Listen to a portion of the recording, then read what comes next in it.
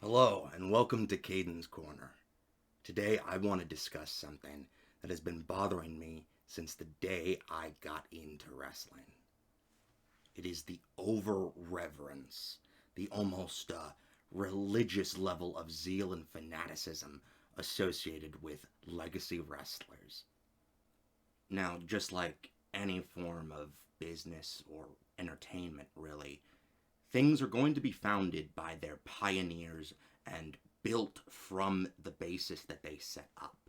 It is always important to, respect your elders, respect who came before, and, try to learn from their mistakes and whatnot.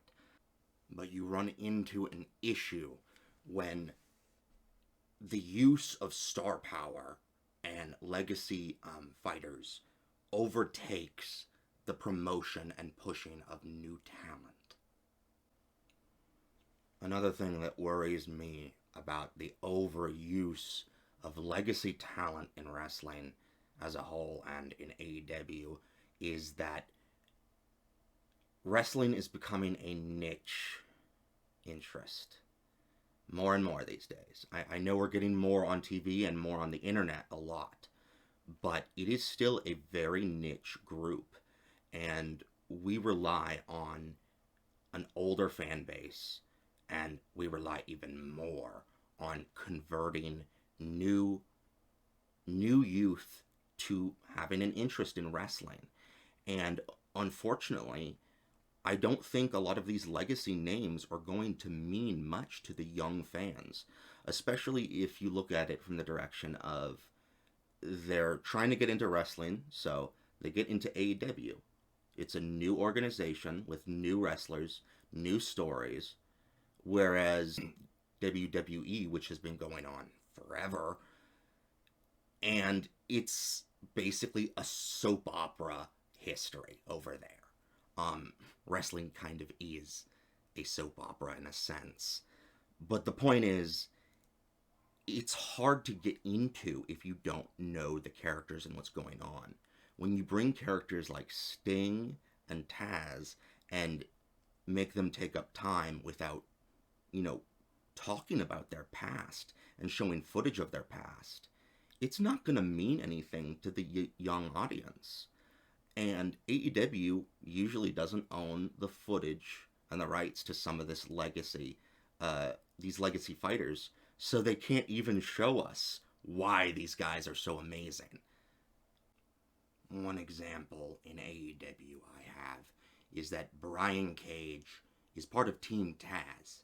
Team Taz is a retired fighter. He's a commentator, and he's great on the mic. But because he's so great on the mic, I sometimes feel that Brian Cage is not given the same kind of opportunities and chances that he would be given if he were separate from Taz.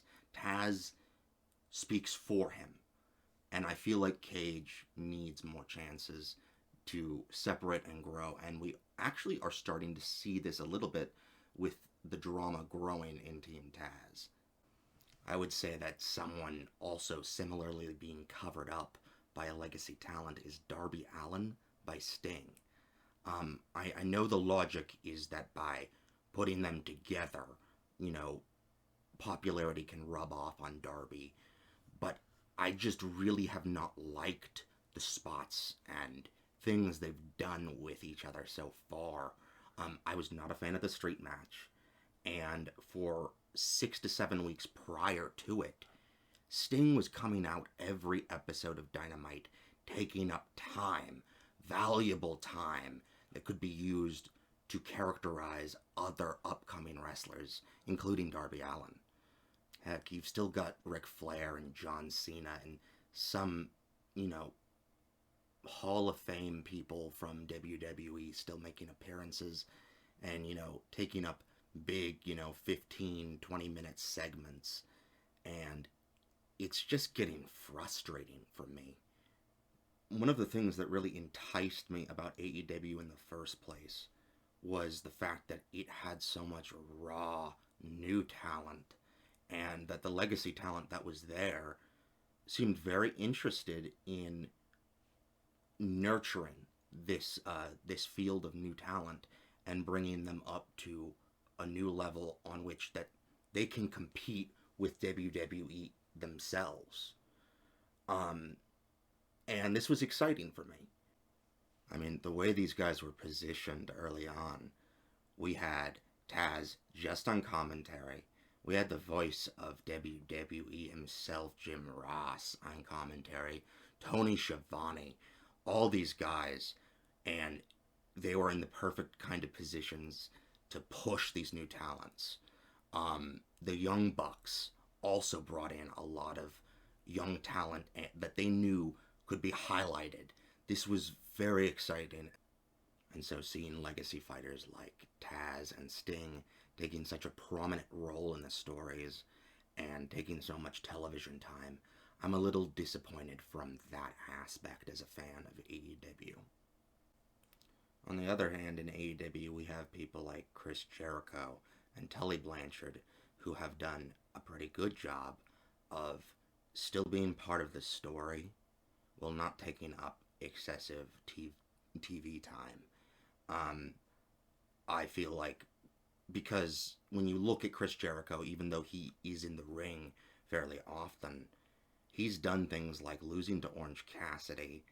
He's built the Inner Circle to elevate Sammy Guevara, Santana and Ortiz, as well as Jake Hager, and all of the recent action with MJF and the creation of the Pinnacle.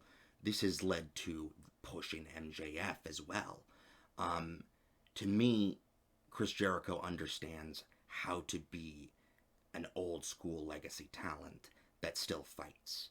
You play the overconfident, I am a badass, I rule this place, and you set yourself up to almost cartoonishly lose to, the young upstarts, to push them.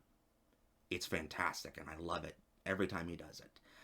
Even though I do get a little tired of Chris Jericho, in ring wise, I love his out of ring work, and he still deserves to be part of this company more than many other legacy talents I can think of. Heck, the one time Tully Blanchard actually got in the ring, he played it as an old man.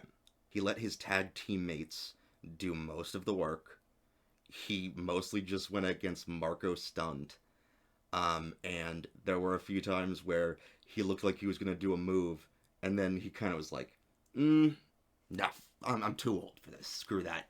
Tagging the younger guy. Like, it was comedic and it worked. That was a way that a legacy talent can push the new talent in a way that doesn't necessarily humiliate them, but still gives them a place in the ring somehow.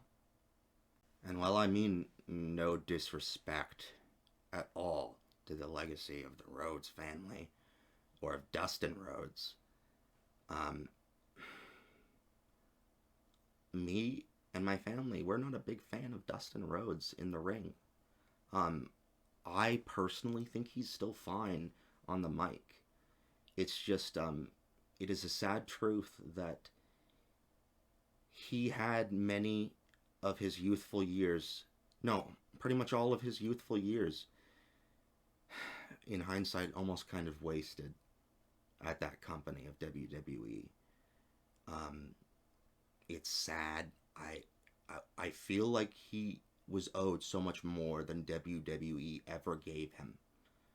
They disrespected him by what they put him through, in my opinion. It was disrespectful to the Rhodes family as a whole. But I'm not a fan of matches that have Dustin Rhodes. He's just not limber and young enough anymore. I don't hate him. I just don't think he has a spot in the ring anymore. Well, I think I'm going to end the video there. And I want to say, if you disagree with me, if you agree with me, if you want to bring some other ideas I may not have mentioned to the table, be sure to do so. You can comment below, you can send me an email, and you can even directly message me on Twitter. I'm always up for discussion, and I'm not here to bury wrestlers. I'm here to give a positive outlook on where wrestling can go, how it can improve itself, and sell itself to a new, younger, and growing audience. Once again, thank you. This has been Cheskil Kadenzvoya Baronovich, signing off.